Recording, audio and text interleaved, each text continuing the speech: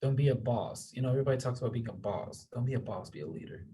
So do that by and I say this all the time, being the change that you wish to see. Mm. You want to promote communication, clear communication about your feelings, about your culture, about what's going on in your community. Do it. Don't just talk about it, be about it.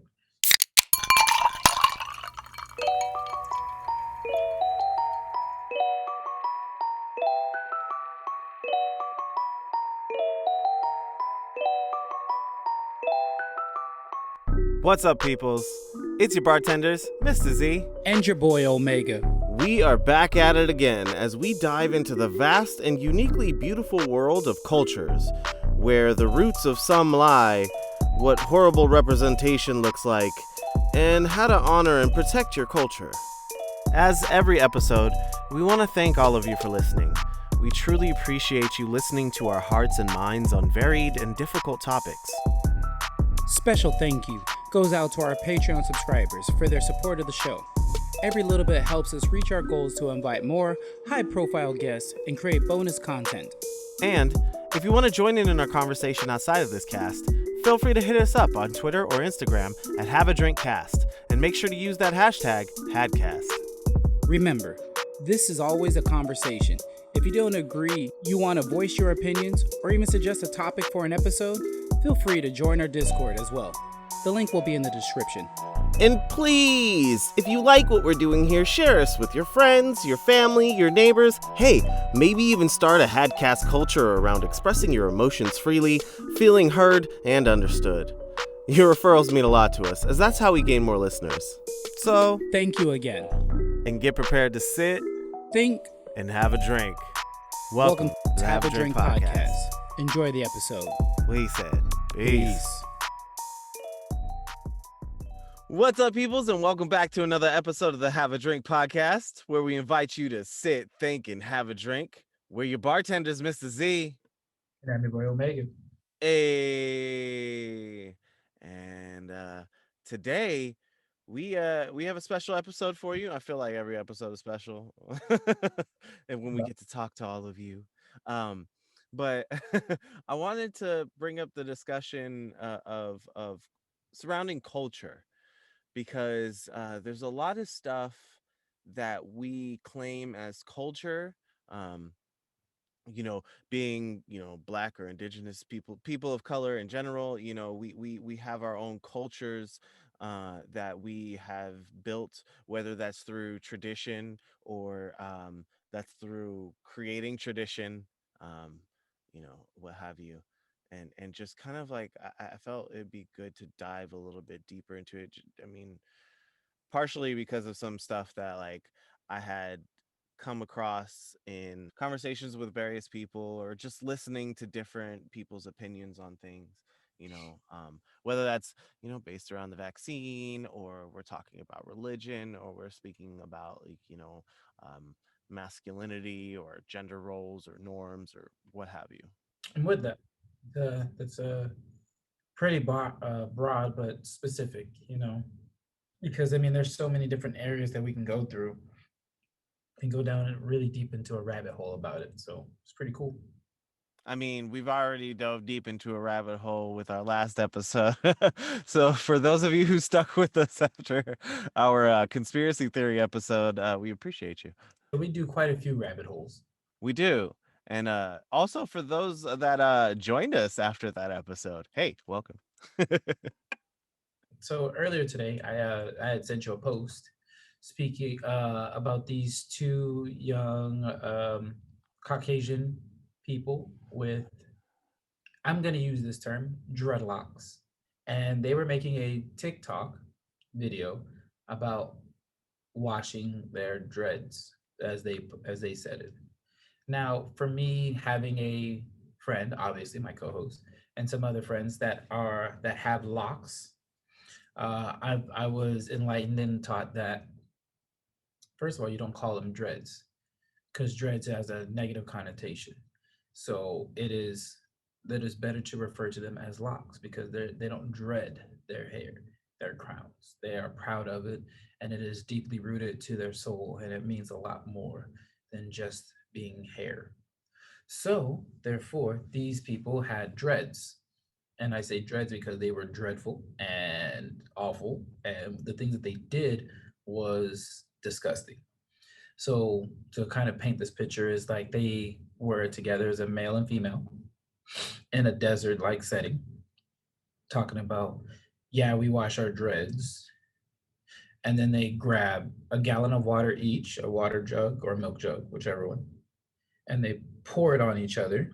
Wait, before you get any further, I have because the next thing out of your mouth, like let me clarify a little bit too, just because the way the video started off with was, the things that people say about dreadheads, like, oh, they say that dreadheads don't wash their dreads, Yeah, that's and true. they were like, well, that's kind of true, but this is we'll show you how we wash our dreads, and then they dove into it. So they were creating a space of where they were educating people as the authorities on, dread care, and continuing to add to the narrative and the visual of what, people who have dreadlocks, or um are like.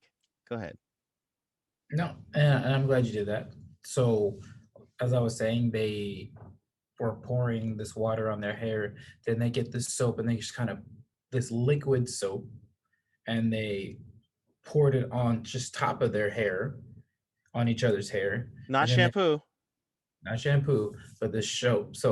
And then like they're rubbing it together like this. Then they're being really disrespectful with the hair, with each other's, and they're like rubbing one's hair on somebody's armpits and over their body. And then at one point, the gentleman grabs her hair and puts it in his pants around his growing area and starts cleaning his growing with her hair. And they're doing this, and it's just like I'm watching this, and at first I was totally not at first. I was mortified watching this.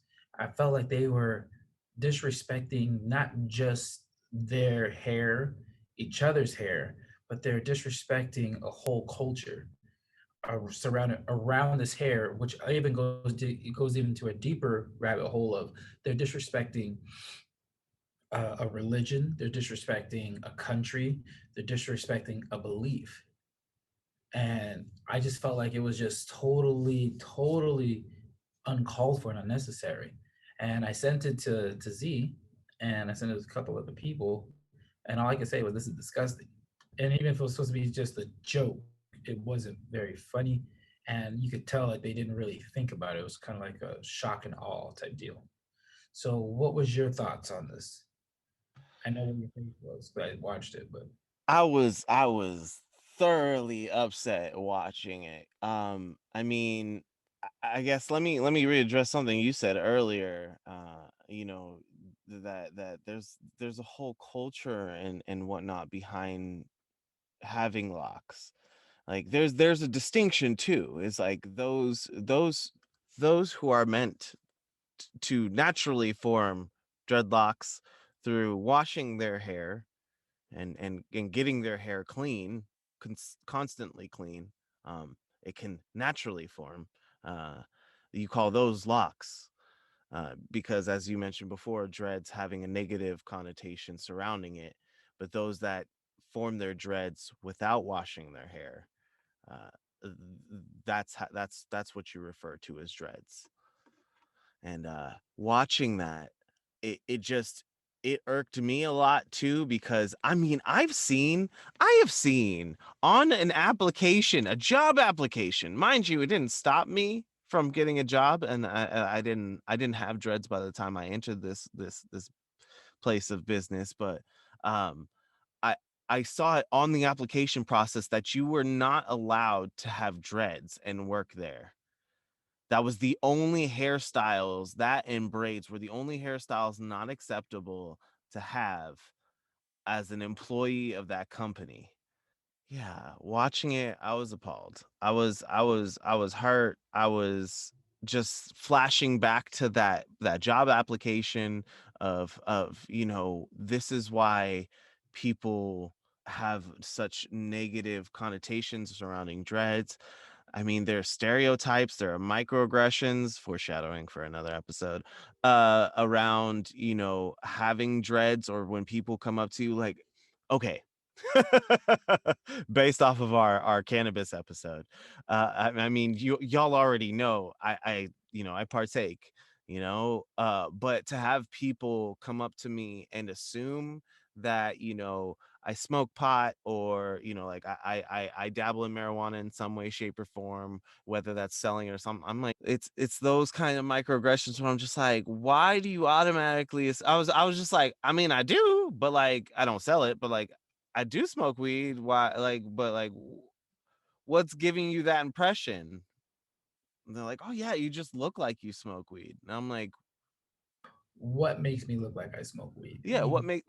what makes me look like I smoke weed? And usually 9 times out of 10, it's they're like, oh, you dreads, Rasta, haha, hey man, peace and love. I'm all for it. And I'm like, okay, Racist. bruh. I wonder what the locks community would say about them and have to say to them. And I say that because it's like you have one opinion. You personally have one. Like it's crazy.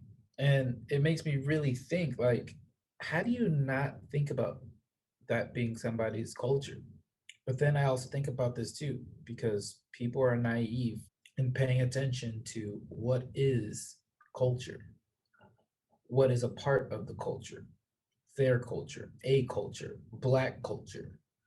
And I say that, and I said black culture the way I did because it's funny is we come up with so many things and then they get taken and then they get refurbished and then reimagined for them. So then it is no longer part of our culture, it is now part of theirs. And then it's now deemed socially acceptable, and it's like it goes down in history. If you really look at the black culture, is our women. Let's just talk about our women first. Before we even get to hairstyle, let's talk about just the form, the physical form of the black woman, having big hips, uh, big behinds, being very developed. Before they were seen as, I don't want to say a sideshow, but yeah, a sideshow or something to be a part of the circus because they come from Africa and they're developed like such.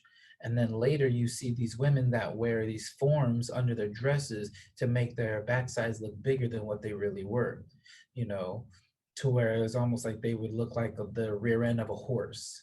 The way it is, the rear comes far out and then the dress falls down to simulate the tail and legs. It's just ridiculous. Fast forward later, it's like they look at the black woman and make her seem like she's not as beautiful, she's not as fine. But yet when some woman out of our culture, that will not want to say out of our culture, but that is not of our culture, goes and has these surgeries to embellish their behinds, embellish their breasts, embellish their lips, to embellish these different parts of their bodies and to have the form of which they want at one time deemed to be not acceptable or socially loved or appreciated. It's ridiculous, and it's heartbreaking to take that, get a step further and going to the hair, our hair, people would always make fun of our hair, talk about how it's all kinky, it's nappy, it's this, that, and the other. But yet, there are so many people that want the afro. They want to have the afro. They want to have the creative hairstyles. They look like a wish item, you know. And I'm not trying to be mean or to be disrespectful towards any of our listeners or anybody, but that's just how it sometimes comes off. It's like you have the real version and then you have the wish version, and it's like it is not deemed acceptable or okay until somebody else takes it, refurbishes it, repurposes it for them. Then it's okay. And I say that because if we look at the box braids that many black women have worn for years, they wore braids. And then all of a sudden, Kim Kardashian or Paris Hilton wears them and then is deemed to be fine, beautiful, and acceptable and okay to wear. It's like, well, why? Why now? You're taken from a culture. We hear this a lot in hip hop and the rap culture, and the hip hop culture, you know, and rest in peace, God rest the dead. Speaking of Paul Mooney, and he said it best: everybody want to be a nigga, but don't nobody want to be a nigga. A And that's, 100%. yeah, that's rough. That's a rough thing. Mm. And it makes me look at how everybody takes and borrows, and I say borrows loosely, takes and borrows from other people's cultures and uses them.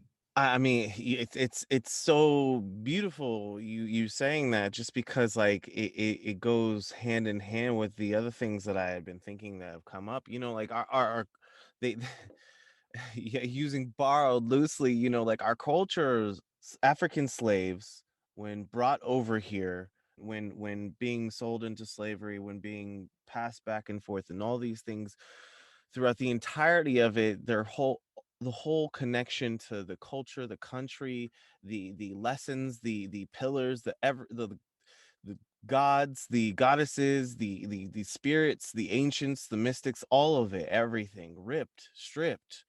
Like it was all done on purpose in order to create, a working cattle.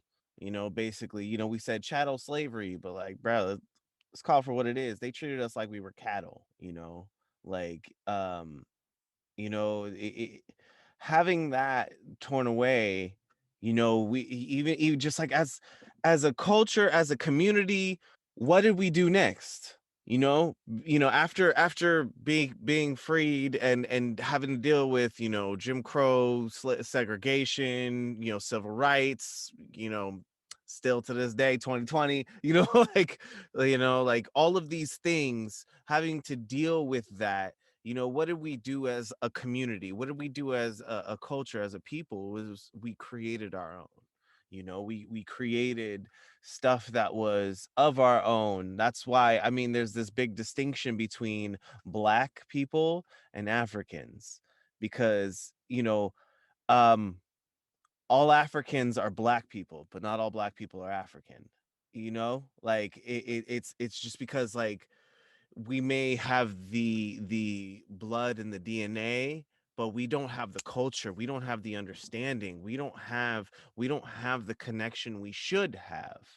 you know because I mean, again, when all of that stuff is stripped away, how do you find your own? Where do you go? Where do you, like, what do you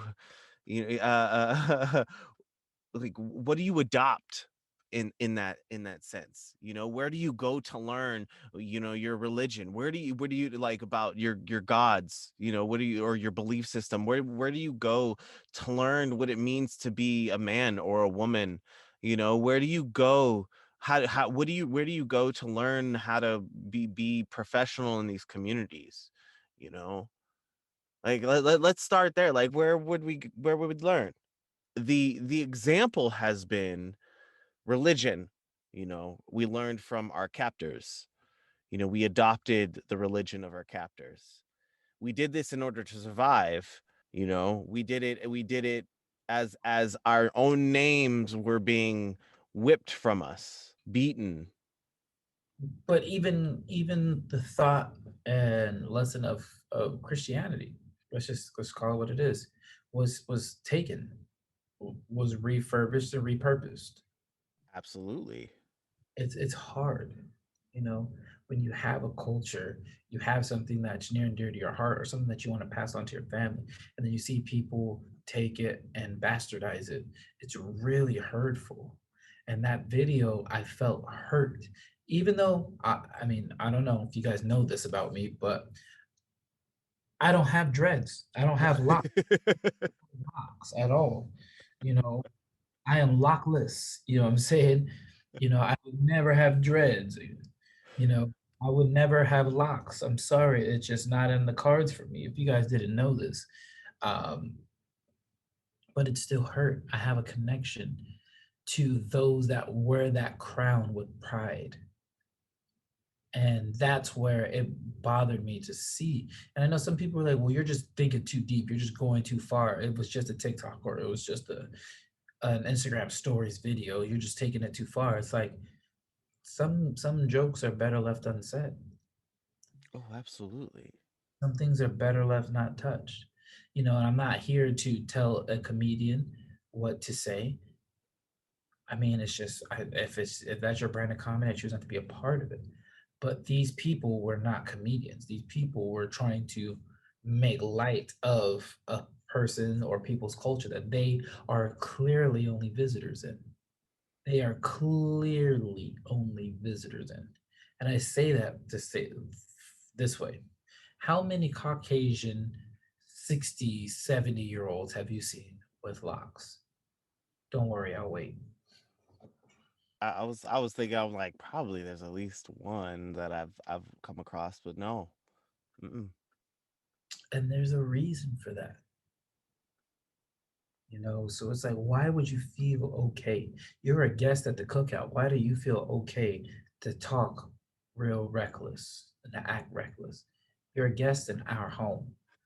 Treat it with some respect, or you can leave. There's the door. You, you, Zahid Peoples mean too much to me. And that's why that video really hurt my soul. Because I felt like they were making fun of you. Hmm. Even though they were not attacking you per se. I took it like they were attacking you, and I did not feel that was okay. And it was a fellow, not a fellow, but it was well, yeah, fellow podcaster, also a comedian, Patrick Cloud. Even though I'm sure you'll never ever hear this, but shouts out to Patrick Cloud. Um, he's the one that put it up, and he has locks, and I could see the hurt in his eyes. I mean, even though he's a comedian, he was clearly disturbed. And that really made me think about that. It's like there's a whole culture wrapped in every single lock There's that not just a whole culture, there's a whole stigma behind having locks. People like the first question that you get asked having locks is, like, oh, do they smell bad? Do you wash your hair ever? It must be weird not to wash your hair. are you serious? Yeah. I'm Well, I don't know why I sound surprised about that, but but yeah, honestly, I'm like, I don't smell bad. No, I wash my hair. I mean, I wash my hair as frequently as I shower. Like, unless like I freshly get them twisted, then I just, I let them sit for a couple of days, let them get all nice and tight and locked up, and then back to the regular routine. I I have to sleep with this. You you do realize this is all up in my face, right? Like, I don't just like, smells like ass, I'm good. Like, no. Like, no, that's not how we do. Like, yeah, like, so I mean, so part of that stigma of like, he, even you said, the gentleman that had posted the video, like, him having locks, being a comedian himself, like, you visibly could see the disgust on his face, but also of like, of just like, you're watching someone rub their balls on another person's hair. So that's the whole thing too. It wasn't them washing their own bodies with their own locks, which I mean, I was like, oh, that's an interesting concept of using your hair as a loofah. Like, okay, I'll shampoo it up. Like I was like, okay, I would entertain the thought for a minute or two, uh, but like for someone else's body, hell no. he Mm-mm. said, Mm-mm. wash my armpits. I Like was like, loofahs are dirty. So like let's start there. Loofahs are fucking disgusting. They have a whole bunch of dead skin in them. They have a whole bunch of like bacteria and stuff because they don't get cleaned properly. And if they're not washing their hair. They're washing their bodies using their hair. So no, let's that like yeah, that's not, they're washing each other's bodies using their own hair. Like, that's not a loofah. So you can't put that shit in a microwave and cook it off. You can't throw that shit in the washer and hope it'll just come out in the spin cycle. Like, that's disgusting. so yeah, That it just adds to the negative stigma. So I mean, I appreciate the anger and the frustration, towards it. Just because, like, yeah, we work so hard to, I don't want to say gatekeep, but like reclaim our culture. That's it. But we work so hard to reclaim our culture. Why would we, like, why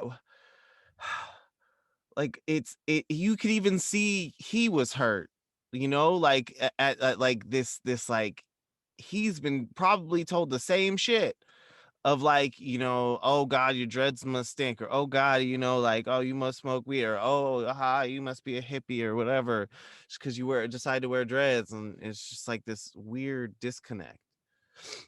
But, like, we didn't get that. That's the other thing, though, is, like, we learned a lot about our culture unless you went to an HBCU, you followed Louis Farrakhan religiously, you know, or or or or or you just decided to go all into African studies. Even then, you know, it goes back to, if you didn't learn about it from those places, you're learning about it from America. You're learning about it from other white people, other white scholars, things like that, who have studied the culture and have written them down in encyclopedias and textbooks, and can explain to you the culture and the nuances of it. Like, bruh, no, get the fuck out of here with that shit. Like, I'm more black than you. right, right. Like, no, no, no, because, like, if you were black, you'd be worried about the police just as much as I am. If you were black, you'd be worried about your job interview just as much as I am. If you were black, you'd be worried about being introduced to your new partner's family just as much as I am. Like, doesn't matter who it is. Doesn't matter what culture I'm blending myself into. Worried. So it's like, no, you can't have that. But, like, if we're learning, if but we're like we're getting this education about, like, I see the first time you see locks. The first time you see locks are in where? If it wasn't from Bob Marley, where was it? On a big movie screen. Talk about the Rastafarian smoking weed constantly. You know, if you weren't exposed to it, by Bob Marley, and then get curious and want to explore the culture and understand more about it, you're getting your education, though, mainly from Eurocentric sources. You know, if we're adopting all of this culture, if we're adopting all of these things of what we know now that we use in our own cultures, black people were given scraps as slaves. They turned that shit into the best things that you could ever eat at a cookout.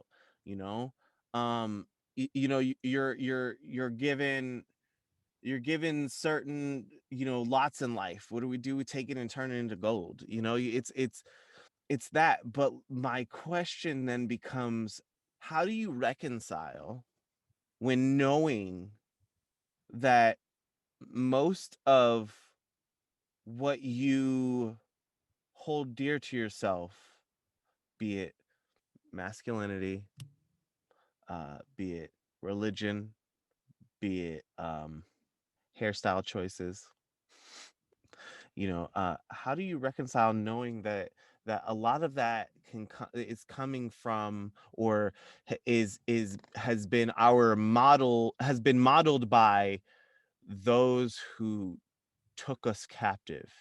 I don't know, man. That's a hard question. That's a very, very hard question. I feel like that's a hard question that we, as like a culture, I feel like should start the conversation on, because I think it's really important, because we hold so dearly and so tightly to these ideals.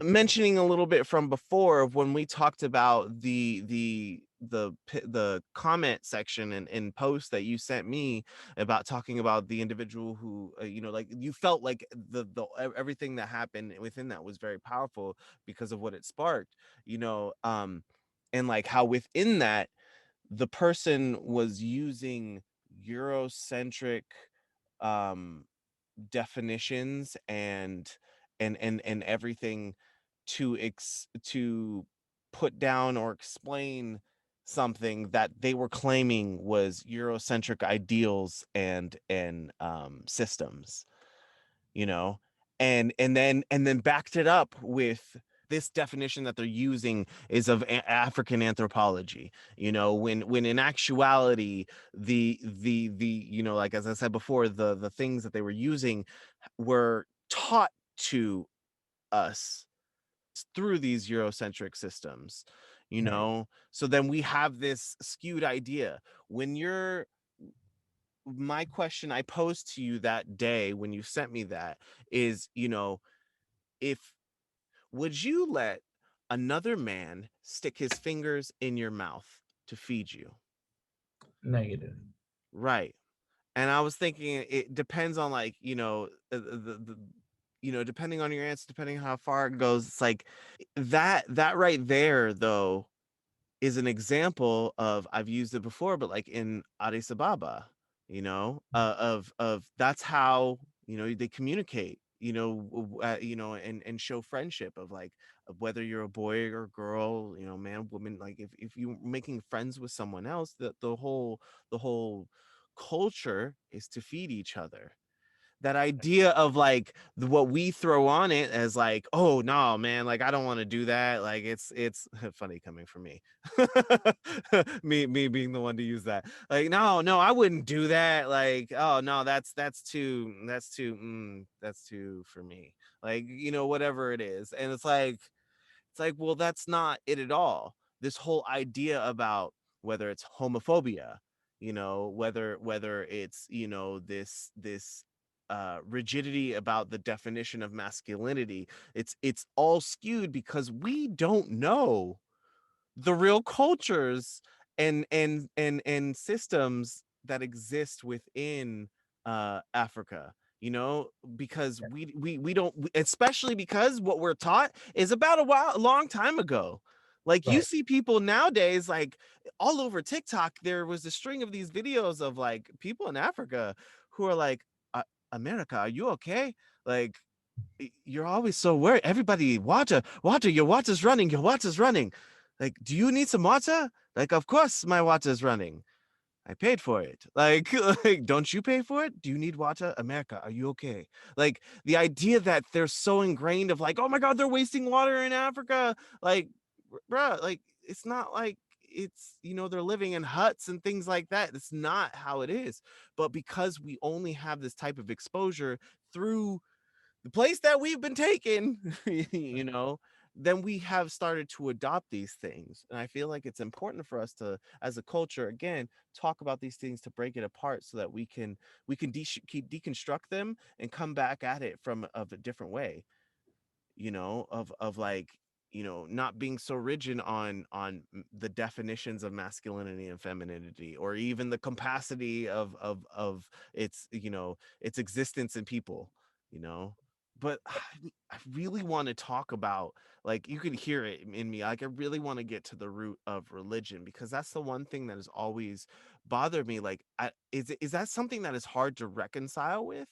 Like, is that something that you think would be too hard for people to reconcile with, of just like, you're latched on to a religion from people who captured you and stripped you away from your real religion?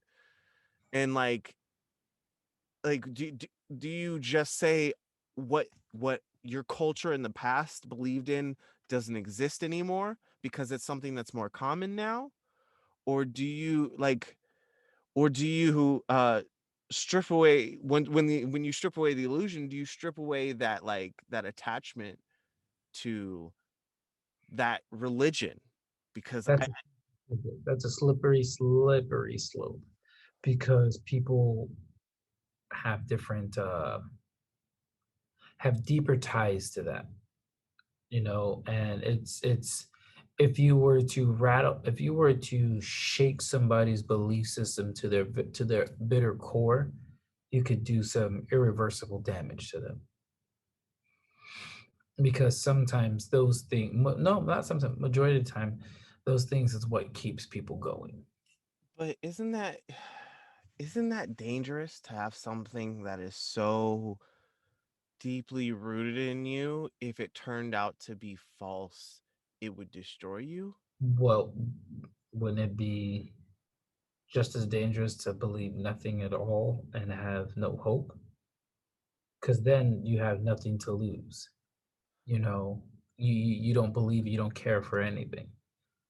I don't believe that's necessarily true. I mean, I know people who are atheists or who don't believe in religions at all or anything like that, and just they have love and compassion for all human beings, for all creatures on the planet. You know, the idea, the idea that love is exclusive, like the idea and the capacity of unconditional love is exclusive only through religion, I think in itself is inherently um toxic. And I don't care if I get flack for saying that, because it's just something that I believe, not necessarily needs to be true, but like, hey, if the shoe fits. Just because like that's the reason why that's why I come from the place of, if it's something so deeply ingrained in you that if you found out that if you found out you were kidnapped when you were a baby and your parents weren't your parents, they weren't the ones who loved you. In fact, they were the ones who kidnapped you and then brainwashed you into believing that you were their child, you were of their blood, you were of their everything. you know it you would you still want to hold on to the love of those people, or would you want to, or would you not try to forge a new path? Would you want that to be something that cripples you, like to to no end? Like, I don't know. I just these are words for food for thought. Essentially, not necessarily like hard things, but Yeah. But I also say this is also coming from people who are not staring down at their own mortality. Because when you're right there, things change, and if you've never, and for some people, when you have watched those people that are at the end of the line about to cross over, you see a change in them. You'll see a change in their eyes. You'll see a change in their stature. And a lot of times that's that come to Jesus moment, so to speak, come to God moment, where they're like, like, oh man, all they're going through is everything in life. And they're like, I need to make things right now. Or God help me, or something like that. They could be the hardcorest atheists. I feel some atheists are that way because they're afraid of something bigger than them having a type of control or having some type of dominion, right? But then you also have those that are so afraid of they don't know which way to go, so they choose to go nowhere. I don't know what to believe, so I'll just believe nothing. So there's so many different avenues of where we go where it's just like I don't know. With that have been said, it's like you are not wrong about people clinging to a religion that was used to enslave them, that was used to change their mindset, and they keep them in the slave mind mentality. You are not wrong about that. And I say over the times that have over time, I feel our beliefs should have evolved and our viewpoint should have evolved. And we're not just taking it as, whoa, that's what Massa said. But it's now about more or less about what the church says, but what your spirit says, your spiritual connection. Now, when you say that, almost in every religion, everybody talks about having in their own shape or form. What are they talking about? Having a spiritual connection with their hmm belief system. It just hmm depends on what system you are choosing to believe in. right. I mean, I hear constantly in the journeys that I've come across, whether that's in my spiritual journey or what have you, and like, when I was, funny that you even mentioned, people who like, I wake up in the middle of a religion and it's just like, yo, everyone's saying the same thing, but they're also all saying that each other are wrong. So, um, but 100%, they say that that moment of enlightenment. I was going to say this earlier, like, when we talk about, you mentioned the coming to Christ moment, you know, essentially the idea of Christ consciousness, depending on, where you go for the information. It is said that, the Yeshua was one that had journeyed and had reached a level of enlightenment known by the Buddha and others. Um, and it was real they the reason why Yeshua was deemed Christ was because of him reaching that level of consciousness, the Christ consciousness. So then they translated it into the teachings of Christ consciousness, or the teachings of Christ, and then Christianity. And then after the churches and the leaders of the churches, or I guess it was the Roman Empire, whoever decided to kill Jesus because he was spewing things that would strip away the power from them, it then became pretty clear that it wasn't being used in order to reach that level of consciousness. um, it was used in order to create and instill fear in the masses in order to control and manipulate. Same words, different. um, but in the spirits of culture, we should hit everybody up with a new segment that we have called "Say It or Sip It." Look out! We got the "Say It or Sip It." Say it or sip it. Say it or sip it. Hey, say it or sip it. All right. So, say it or sip it is going to be a new little segment we're doing. I recently got a game that I've been wanting to get for a long time now. I was like, I seen some people playing this game, and I was like, yo, I have to get this. And I played it with some friends of mine and was like, this is unfair because I grew up with all of this because why? It's cultural. I thought it was across the board. Figured out it really wasn't. But anyways, game is called Culture Tags. Yes, Ooh. bow, right? So it's a game for people who love hashtags and the culture, right? So essentially, what's going to happen is this game is a black-owned business, and it is a small business that has built up a lot of steam.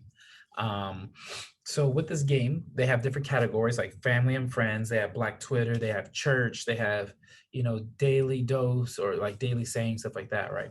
So I have a card right now. It's from the friend, family and friends, right? So essentially, what you're going to see is you're going to see a bunch of letters. So think of a phrase that is said all the time that you've heard, but they only take the first letter of that, and you have to guess what that phrase is or sentences in 90 seconds. Well, not just that one. You want to get as many as you can in 90 seconds, right? So I'm going to show you those letters, and Z, you're going to have to figure this out.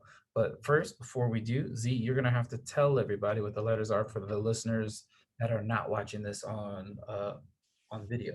Okay, are you ready? Absolutely. Yeah, I'm down. Let's do this. I'm excited. I wanted to play this game for a while, so I'm glad that Good. you got it. Once you're done reading the letters, then I will turn the timer just to be fair. All right, ready? Perfect. Yes, absolutely. DMMEYIFOYF.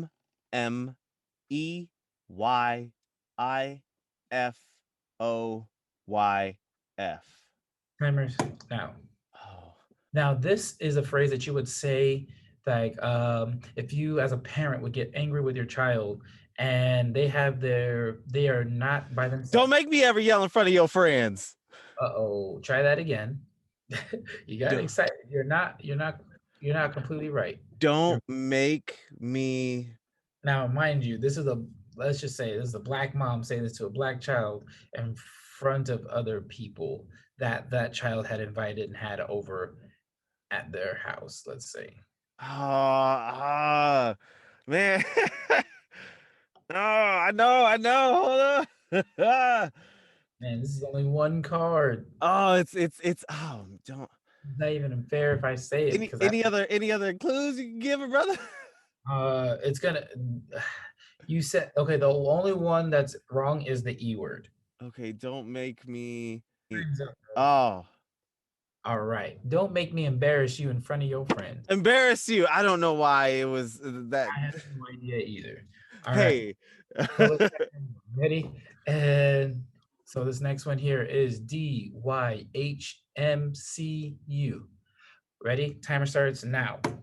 All right. So now again, family and friends category. Now this is something where you are trying to get the attention of Ian. Did you hear me call you? There you go. All right, here's your next one. Ready? B- Uh BISS. Same thing, family and friends. This is something that a lot of parents would say to their kids when they start questioning what you said. I mean, because what I said so. I gave the word away. Dang it. All right. Ready. Oh, okay, here you go. Here's another one. And this is like a dad or a mom, doesn't matter. A parent yelling at their child trying to get them and from another room and they know they ain't doing right. So the And letters are DMMHTCIT. Don't make me have to come in there. there you go. Bang. Good job. We'll do another one until the time runs out. All All right. right. So the letters are CMDGF. All right. Now, you say this to people so they could learn how to speak up for themselves, and you want them to be very, very strong about it Uh because they times up. Closed mouths don't get fed. ah. Ah. All right. All right. All right. We're gonna have to do yours as well. So I've got a timer. You're gonna hold it up to the screen. So for those of you who are at home, please, if you're watching this on YouTube or anywhere else that you watch our video version, um, feel free to scream at the screen and try to give little descriptions and things like that. We might help psychically, time traveling wise. Yeah, send it through space and time so that Omega will be able to get the answer. But And the game is called Culture Tags again. All right, ready? yes.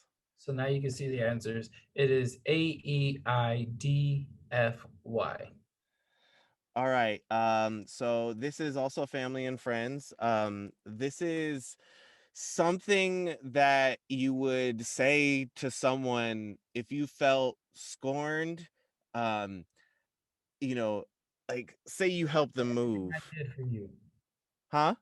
After everything I did for you, Yes. Go. you Next. gave it to me and you said scorned. Oh.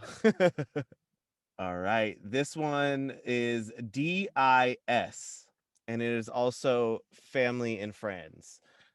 So, you would say this to someone if they didn't understand you. Did I stutter? Yes, I gave it to you. Ready? All right.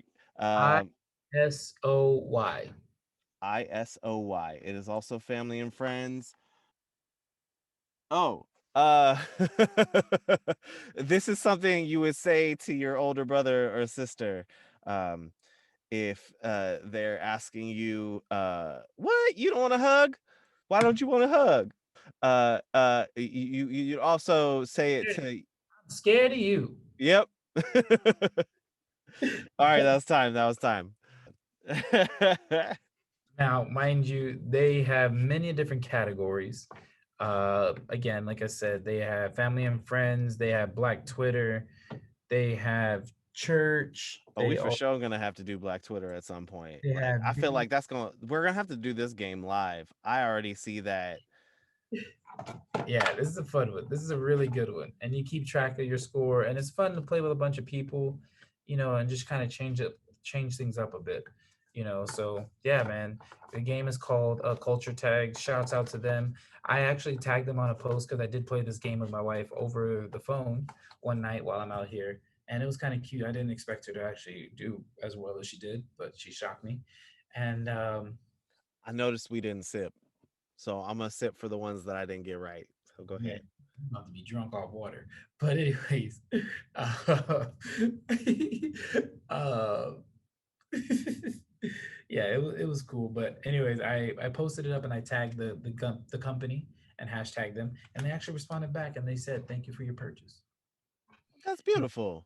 their own hashtag, just in relation like to the game, and then we had like a brief conversation about it, and I didn't even tell them that I was going to talk about this on the podcast. But yeah, man, it is really awesome. I highly suggest this game. Now this game is for people 13 and over. Anyone from anywhere from 2 to 20 plus people can play, and this game will probably go on for about 30 to 90 minutes, especially if it's played right amongst everybody. And I'm telling you, man, this game is a lot of fun. Culture tags, get it. And then they have expansion packs as well. They have things moms say. They have a 2020 pack. They have a bunch of different expansion packs that you guys can get. So definitely check it out. So again, that is culture tags. That's hashtag culture tags, one word. Hey, check out this black owned board game. Yeah. Gotta love it. You don't see very many of those, and I think it's amazing. I appreciate you for bringing it on and having us play it and like make it become part of the show. Hopefully, I know that our first time doing it is a little rough because we're learning the flow of it for both the show and each other, also being so far away. um but But no, we hope to make this a regular segment where we can say it or sip it. right. And again, man, it's like we could even do a virtual game night. Let's just say, and the only thing that you need to have in order to participate is your own box of culture tags as well as your drink, and we all could And to make sure that you're part of our Discord, because we'll probably be doing that over Discord video chat. So partake. yeah, hop on in, and yeah, you'll get a chance to see and be a part of all these fun little experiences that we're trying to bring to this new year of life and have a drink cast. All right. Well, that was fun. So, the last little topic that I want to kind of bring up surrounding culture. I know we've talked about a couple of different things, but like you know, it always seems to revolve or gravitate around certain things that are negative. But I mean, I feel like those are the hardest conversations that aren't being had. Much like mental health amongst our culture and our communities, just emotions in general, being able to share them, like being a part of different groups where you watch people who are clearly having a hard time emotionally but are unable to express it just because that's not the culture of the family or the community in general, especially near them. So I mean, I feel like, besides starting a podcast, how do we bridge that within our communities and within our people without forcing conversations upon people? Lead by example. Don't be a boss. Everybody talks about being a boss. Don't be a boss, be a leader. So do that by and I say this all the time, being the change that you wish to see. Mm. You want to promote communication, clear communication about your feelings, about your culture, about what's going on in your community. Do it. Don't just talk about it, be about it. Be that person. That's how you do that. You know, um, it's so important that we do these things, right? Because there's so many people that talk a big game, but they have no follow through. And we need to be able to do that. It's like we want to say, case in point, we want to say Black Lives Matter until it comes down to making sure that all of those Black lives really do matter by protecting all of those lives, no matter what their thought process, their beliefs, their sexual orientation or lifestyle choices are. If that is a Black body, that life still should matter if you are saying Black Lives Matter. And that's why I say we can't just talk about it. We have to really be about it. So it's important for that. We can't pick and choose what is important and what's not, what we're going to lead and say is right. But then we're only going to say, but only when it benefits me here or benefits us there. I mean, yeah, I mean, you put it beautifully, because if it kind of jumps back to what we were talking about a little bit last week about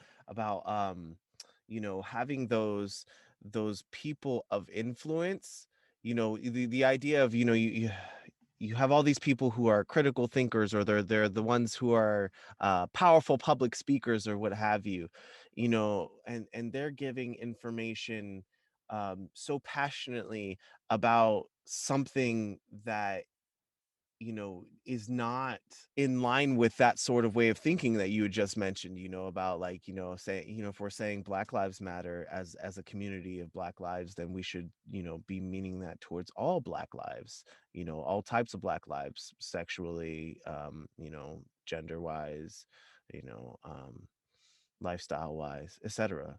As you mentioned, but like it, it yes, leading by example, but how do you how I mean, I feel like it's good to kind of ponder on, like, how we can combat, or even get out there of, like, especially in the face of all of these people who do speak that way, who do have those sorts of belief systems, when they talk about, hearing those in our community being like, oh yeah, like, I love my family who is part of the LGBTQ community, but yeah, if like a gay guy ever came up to me and talked to me, no, I don't play that shit, like, it's not that fruity stuff, whatever, blah blah blah, blah. We have all these terminologies for homosexuality, for not as traditionally masculine males, for the more quote traditionally masculine kind of women. We have all these terms and things like that within our own community. So, like, do we start to speak up, like, and like, are those within our communities willing to speak up when confronted with that, like, of just being like, hey, yo, that's not cool, like, it just when you're hearing some microaggressions directed towards race, again, foreshadowing, when we're talking about microaggressions and stuff towards race, like, how do we how do you stand by when you hear microaggressions towards someone's sexuality or towards someone's gender?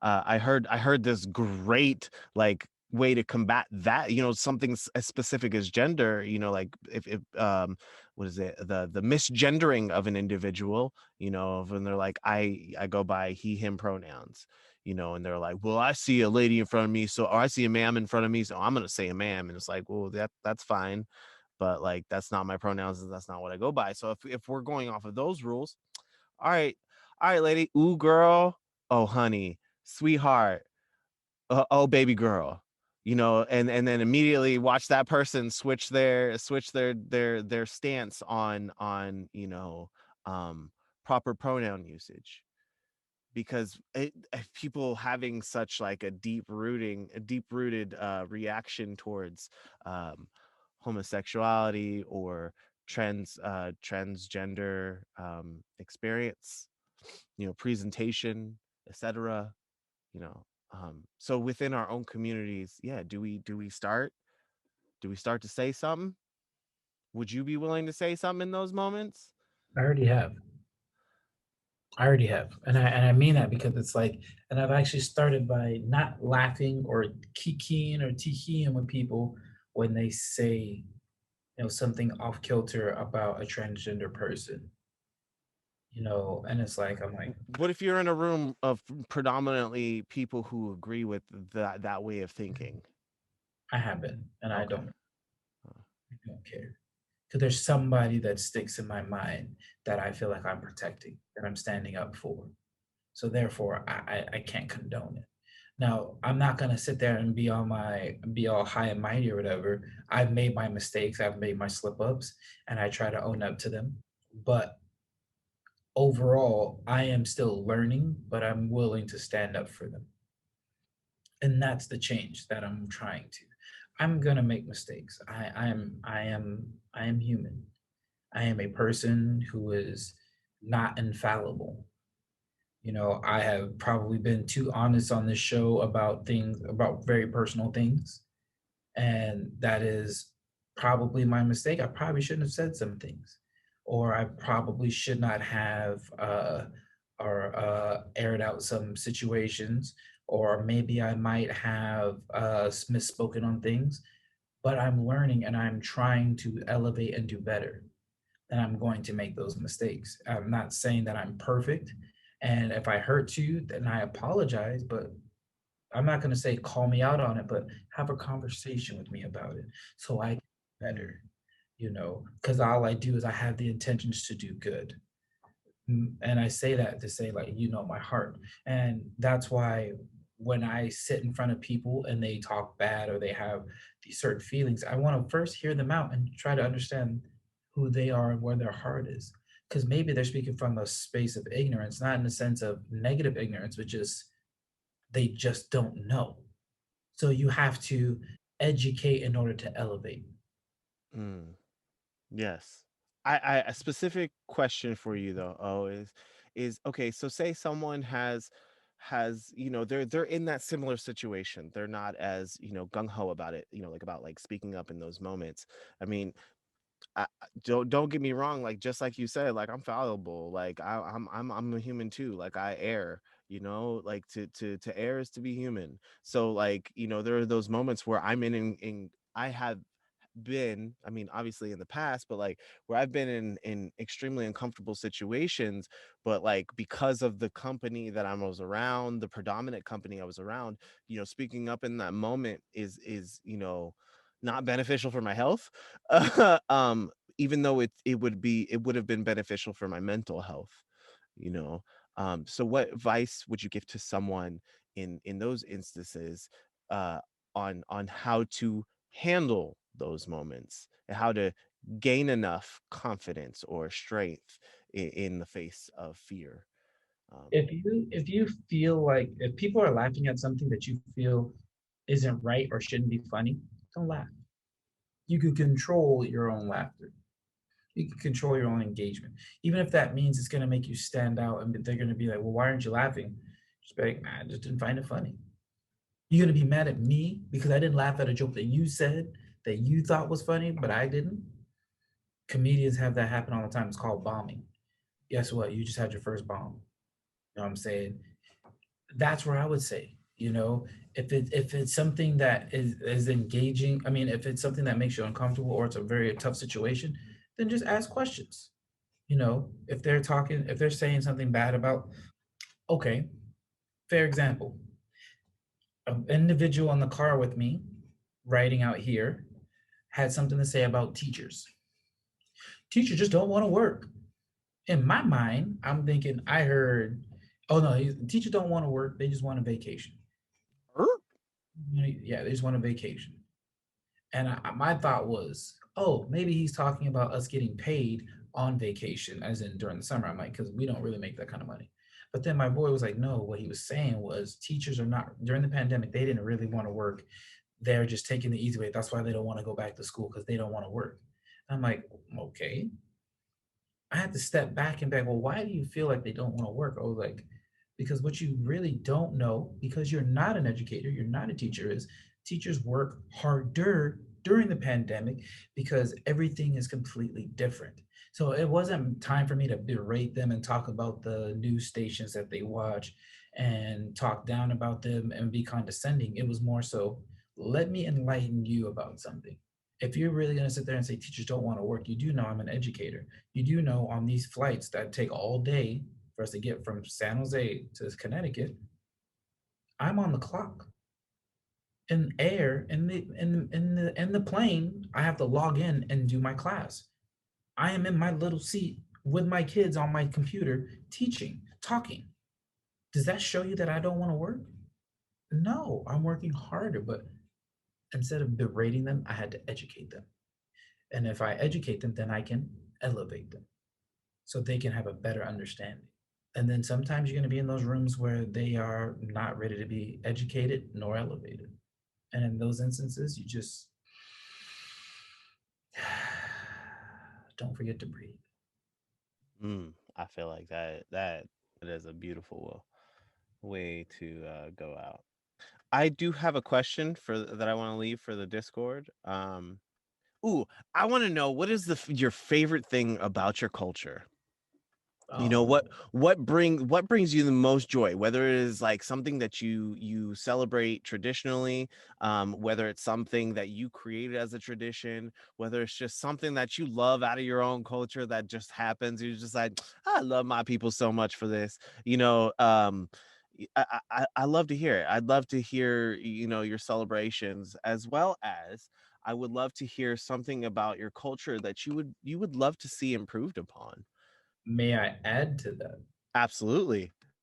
What do you love about somebody else's culture? Yes.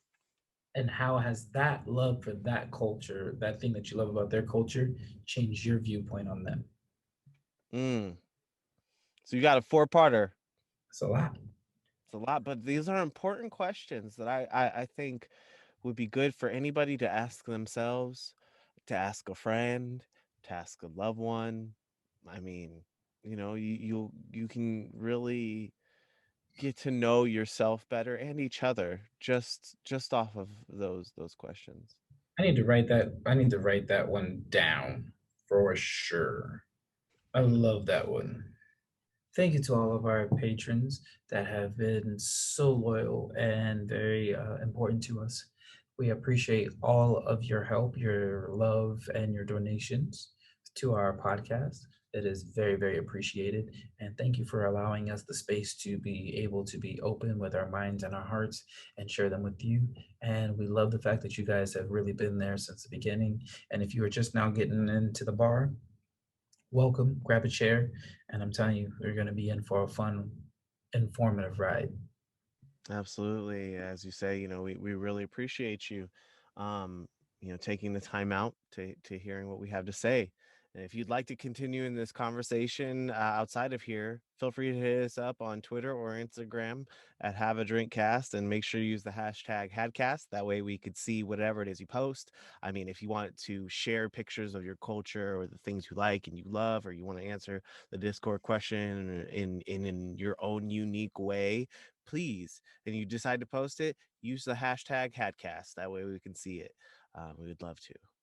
All right. It's about that time. Raise your glasses, raise your glasses.